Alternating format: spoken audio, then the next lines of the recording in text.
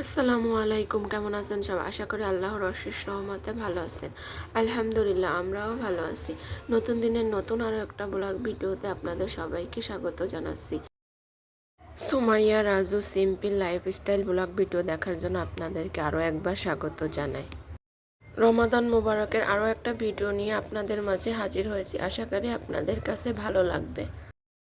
এখন তো রমজান মাস, সবারই একটু ঘুমের দরকার হয়, যেহেতু ভোর রাত্রে ওঠা হয়, নামাজ পড়ে একবারে ঘুমানো হয়, তার কারণে কিন্তু সবারই একটু ঘুমের দরকার। সবাই কিন্তু রমজান মাসে সকালবেলা একটু দেরি করে ওঠে, তবে আমার কিন্তু সেই সুযোগটা নাই। এই যে সকালবেলা কিন্তু এখন 7টা বাজে, আমি কিন্তু আরও আগে ঘুম থেকে উঠেছি।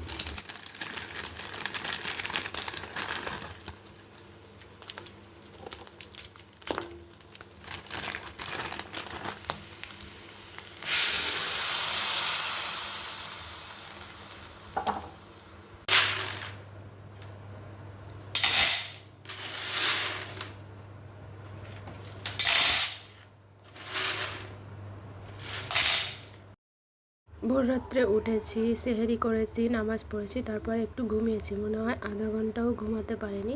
তারপর আবার উঠে যাওয়া লাগছে। আমি এখানে বাবুর টিফিনের জন্য নুডলস রান্না করে নিচ্ছি। বাবু বলছিল আজকে টিফিনে নুডলস করে দিবে আম্মু, তা যে কথা সেই কাজ আর কি। বাচ্চাদের কিন্তু সবসময় একই খাবার ভালো লাগে না, যখন যেটা ভালো লাগে তখন সেটা করে দিতে বলে আর সেটাই করে দিতে হয়। আমি এখানে নুডলস রান্না করতে করতে কিন্তু কিছুটা ছোলা ভিজিয়ে রাখলাম। তো আমরা সবসময়ের জন্য ছোলা এভাবে ভোর রাত্রেই ভিজিয়ে রাখি। সন্ধ্যা রাত্রে ভিজিয়ে রাখতে পারলে কিন্তু আরও ভালো হয়, তবে আমরা সবসময় ভোর রাত্রেই ভিজিয়ে রাখি। আমি না এখানে ছোলাগুলোকে মুঠ মেপে আর কি ভিজালাম। আগে যখন ছোটোবেলায় আম্মু বলতো যে একটু ছোলা ভিজিয়ে রাখো, তো তখন কিন্তু বুঝতে পারতাম না। তখন আম্মু কিন্তু বলতো মুঠ মেপে নাও, 3 মুঠ 4 মুঠ এরকম আর কি, 5 মুঠ এরকম ভিজাতে বলতো। যেহেতু কতটুকু নেব বুঝতে পারতাম না, এই জন্য আম্মু বোঝার জন্য আর কি এইভাবে বলতো। সেই অভ্যাসই আর কি থেকে গেছে। আমার হাতে যে কাজগুলো ছিল সব কিছু সেরে নিয়েছি, আর এখন কিন্তু রেডি হয়ে নিয়েছি, স্কুলের উদ্দেশ্যে রওনা দিব আর কি। ভিডিওর শুরুতে সেই ছোট্ট একটা রিকোয়েস্ট করে নিচ্ছি, দূরে এবং কাছে, দেশ এবং দেশের বাইরে যে যেখান থেকে আমার আজকের ভিডিওটা দেখছেন, সবাইকে জানাই অসংখ্য অসংখ্য ধন্যবাদ। ভিডিওটা যদি আপনাদের কাছে একটু হলেও ভালো লাগে, প্লিজ একটা লাইক করে দিবেন। আপনার একটা লাইক আমার জন্য অনেক বেশি গুরুত্বপূর্ণ। আপনি দিলেও পারেন, না দিলেও পারেন, আপনার কিছু হবে না, তবে আপনার একটা লাইক আমার ভিডিওটা আরও কিছু সংখ্যক মানুষের কাছে পৌঁছে দিতে সাহায্য করবে। আমি কিন্তু আজকে সারা দিনে আর কোনো ভিডিও ক্লিপ নিতে পারিনি। এখন কিন্তু সন্ধ্যাবেলা, আর ইফতার করে নামাজ পড়ে আর কি থালা বাসনগুলো ধুতে চলে এসেছি। তো আমি কিন্তু থালা বাসন ফেলে রাখা পছন্দ করি না, যখনের তা তখনই ধুয়ে নিতে পছন্দ করি আর কি। একটা প্লেটও যদি থাকে সেটা আমি সঙ্গে সঙ্গে ধুয়ে নিই।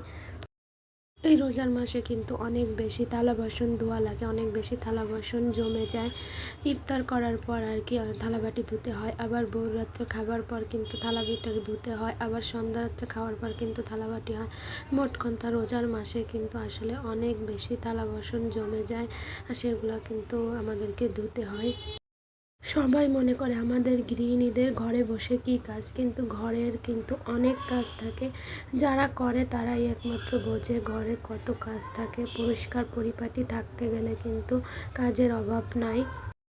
একটা কাজ শেষ হয় তো আরেকটা কাজ কোথা থেকে আর কি বের হয়ে যায়। আমরা কিন্তু গৃহিণীরা খুঁজে খুঁজে কাজ বের করে তারপরে কাজ করি। আমরা কিন্তু কখনো বসে থাকতে পারি না, একটা কাজ করে অন্য আরেকটা কাজ কোথা থেকে যেন আমাদের মাঝে চলে আসে, আর সেইগুলো আমাদেরকে আবার করতে হয়।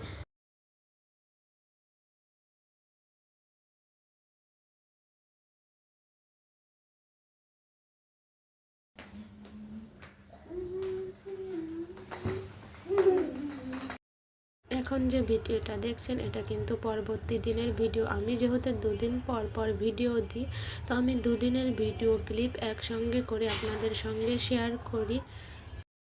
আজকে ফ্রাইডে, সবাইকে জানাই জুম্মা মুবারক। এখন সকালবেলা, আর আমি সকালে ঘুম থেকে উঠে কিন্তু জানলা দরজাগুলো খুলে দিলাম। আজকে কিন্তু সকাল সকাল ঘুম থেকে উঠিনি, আজকে যেহেতু বন্ধের দিন, তো একটু দেরিতেই কিন্তু ঘুম থেকে উঠেছি। এখন প্রায় আর কি 9টা 10টা বাজে। বন্ধর দিন কিন্তু অনেক ভালো লাগে, যেহেতু অনেকটা টাইম পাওয়া যায়, অনেক ফ্রিলিভাবে কাজ করা যায়, তখন কিন্তু মনটাও ফ্রেশ থাকে আর অনেক ভালো লাগা কাজ করে। ধীরে সুস্থে সব কাজগুলা করে নেওয়া যায়। পুরা শীত কিন্তু চলে গিয়েছে, গরম কিন্তু পড়ে গিয়েছে, কিন্তু আমার কাছে মনে হয় শীত এখনও পুরোপুরি যায়নি, এখনও হালকা হালকা শীত লাগে। রাত্রে কিন্তু আমাদের খাতা লাগে, হঠাৎ হঠাৎ কিন্তু গরম লাগে, আবার হঠাৎ হঠাৎ ঠান্ডা লাগে, এর কারণে কিন্তু আমাদের ঠান্ডা লেগে যাচ্ছে। এখনের এই আবহাওয়াটা কিন্তু ভালো যাচ্ছে না, হঠাৎ গরম হঠাৎ ঠান্ডা, যার কারণে কিন্তু এখন সব বাড়িতেই কম বেশি জ্বর ঠান্ডা লেগেই আছে। আমি কিন্তু এখানে বেডশিটটা গুছিয়ে নিচ্ছি, ওই যে সেই কমন একটা ডায়লগ, বেডশিটটা গুছিয়ে নিলে মনে হয় কিন্তু সারাদিনের অর্ধেক কাজ কমপ্লিট হয়ে যায়, অনেক কাজই আর কি হয়ে যায়, এটাই মনে হয়। তো ঘরের মেইন সৌন্দর্য কিন্তু বেডশিট, এটা যদি সুন্দর করে সাজিয়ে রাখা হয় তাহলে কিন্তু ঘরটা অনেক বেশি পরিপাটি আর অনেক সুন্দর লাগে।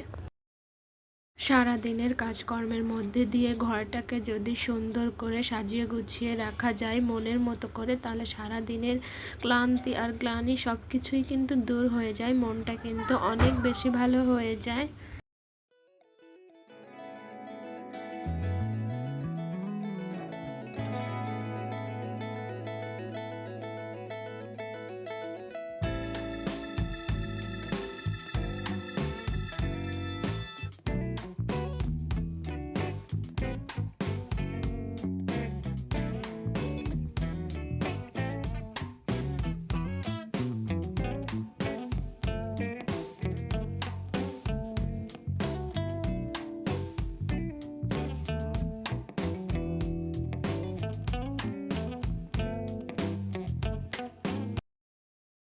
আমি বেডশিটটা গুছিয়ে রেখে এসে এখন কিন্তু এই যে ক্লিনের কাজগুলো করে নিচ্ছি রান্নাঘরের। তো এখানে চুলোটা মানে পরিষ্কার করে নিয়েছি, চুলোটা খুব বেশি ময়লা হয়নি, তারপরেও আর কি এটা তো আমাদের প্রতিদিনেরই কাজ, রান্নার আগে রান্নার পরে দুইবারই আর কি চুলোটা পরিষ্কার করা লাগে। আমি কিন্তু সবসময় আমার আপুদের সঙ্গে ছোট ছোট ভিডিও শেয়ার করি, তবে আজকের ভিডিওটা কিন্তু অনেক বেশি বড় হয়ে গিয়েছে। আশা করি আমার আপুদের কাছে ভালো লাগবে, খারাপ লাগবে না। অনেক চেষ্টা করেছি ছোট করার, কিন্তু ছোট করতে পারিনি। আমি কিন্তু আমাদের সাধারণ জীবনযাপন আপনাদের সঙ্গে শেয়ার করি। আমাদের জীবনযাপন কিন্তু খুবই সাধারণ, আর এই সাদামাটা জীবনযাপনই আর কি আপনাদের সঙ্গে শেয়ার করি ন্যাচারালভাবে। আমি কিন্তু খুব বেশি এডিট করি না। আমি আশা করি আমার আপুদের কাছে আমার এই সাধারণ জীবনযাপনই ভালো লাগবে।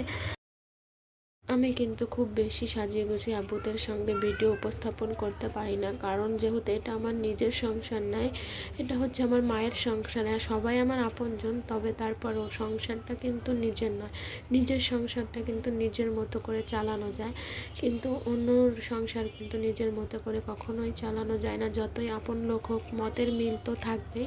প্রত্যেকটা মানুষ তার নিজস্ব ইসে গড়া, কারোর মতের সঙ্গে কারোর মত কখনোই মিলবে না, আর এটাই প্রাকৃতিক নিয়ম। তবে আমার মা কিন্তু সব কিছু আমার পরেই ছেড়ে দিয়েছে, আমি কিন্তু নিজের মতো করে সাজিয়ে গুছিয়ে নিয়েছি। তারপরেও আম্মুরও তো কিছু মত থাকবে, আবার আমার বোন আছে, বোনেরও কিছু মত থাকবে। তো মতের মিল আর কি হয় না, এর জন্য খুব বেশি নিজের মতো করে সাজাতে পারি না, যতটুকু পারি আলহামদুলিল্লাহ। আমি কিন্তু আপুদের সঙ্গে কথা বলতে বলতে এখানে চুলোটা পরিষ্কার করে নিয়েছি, আর এখন এখানে কিছু জার ক্লিন করে নিচ্ছি। আমি কিন্তু এখানে জারগুলো ক্লিন করার পরে নিচের বেসিনটাও পরিষ্কার করে নিয়েছি, আর নিচের বেসিনটা কিন্তু আলো পড়ে কম, এর জন্য এই সাইডটা কিন্তু অন্ধকার দেখাচ্ছে, তাই অফ ক্যামেরায় কিন্তু আমি নিচের বেসিনটা পরিষ্কার করে নিয়েছি।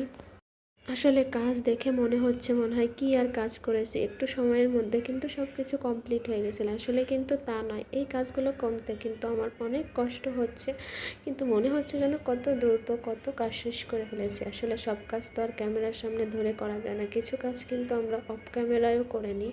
আর এই কাজগুলো করতে কিন্তু আমাদের অনেক অনেক সময় লেগে যায়, এই কাজ কিন্তু একটু সময়ের মধ্যে হয় না, এই কাজগুলো করতে আমাদের অনেক টাইম নিয়ে করতে হয় আর অনেক বেশি সময় লাগে।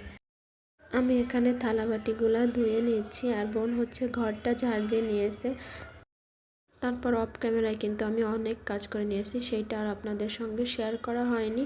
তারপর আমি গোসল করে নিয়েছি আর এখন কিন্তু এসে ব্লেন্ডার জারে একটু ব্লেন্ড করে নিচ্ছি, কিছু আদা রসুন আর একটু জিরা ব্লেন্ড করে নিচ্ছি। আসলে আমি তো আগে থেকে করে রাখিনি, এর জন্য আর কি যখন এটা তখনই করে নিচ্ছি। আর আমার কিন্তু মশলা সবসময়ের জন্য বেশিরভাগ টাইমে শিলে বেটেই খেতাম, এখন সময়ের অভাবে পারি না, তাই ব্লেন্ডারে ব্লেন্ড করে নিচ্ছি।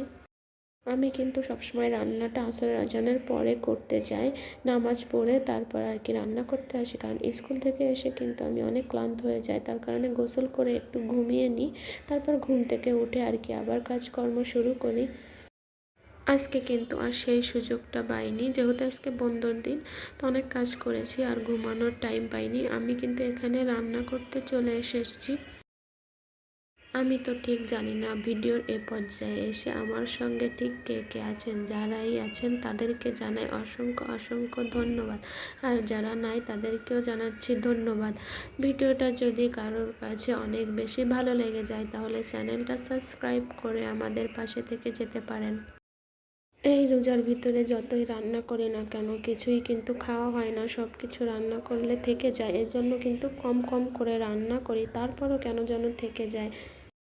আম্মু বলতেছিল আম্মুর রোজার ভিতরে মাছ মাংস খেতে একদমই ভালো লাগছে না, খেতে পারছে না, তো আম্মু বলতেছিল একটু ভর্তা ভাতের যদি আয়োজন করা যেত তাহলে আসলে খুবই ভালো হইতো।